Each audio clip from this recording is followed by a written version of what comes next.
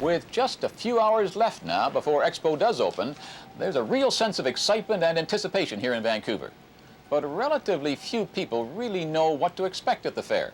So I've been roaming about the site, seeing what you'll be able to see at a World Exposition with a theme of World in Motion. Motion is everywhere you look. The monorails get you around Expo quickly, but if you prefer a more leisurely trip, you can float around on the Sky Ride. There's everything here, from the world's biggest flagpole to the world's biggest hockey stick and the world's biggest hockey puck. So you can imagine how many of them will be saying, meet you at the hockey stick. And not very far from here, there are some other really imaginative exhibitions. Here's one. They call it Highway 86, and you'll see every possible kind of way of getting around, from submarines to motorcycles to wheelchairs.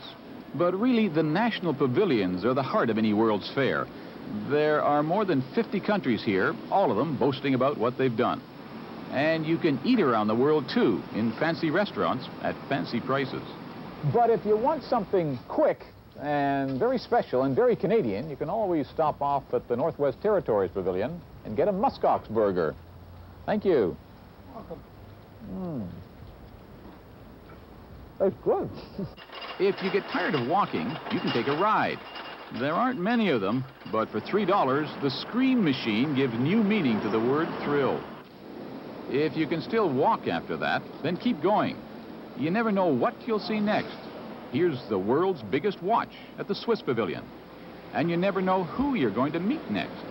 There's the mascot of the fair, Expo Ernie. Well, bless my little robotic heart. It's an old National crew from the National. How do you do? Glad to have you here. Ernie, I'm well, thank you very much. Had a terrific time so far. Where do you think we should go next? Oh, well, I think you should head over to the CP Roundhouse. It's a nicely restored historic building. You'll love it. It's right over here. In front of the Roundhouse is the old CPR 374, the engine that hauled the first transcontinental train across the Rockies and into Vancouver. When you've gone all around and you're back at the good old hockey stick, there's still more to see. Just follow the signs for a free trip to the Canadian Pavilion at the other Expo site. Then all you do is take the SkyTrain, push the button, off you go. A big Canadian flag greets you at the pavilion, which looks like a big sailing ship. Inside, the Great Hall is where the action is. When we went through, everybody was getting ready for tomorrow's opening, even a flying saucer. It's called High Star, and it's a revolutionary new kind of airship. You can see live performers outside on the Thunderbird stage.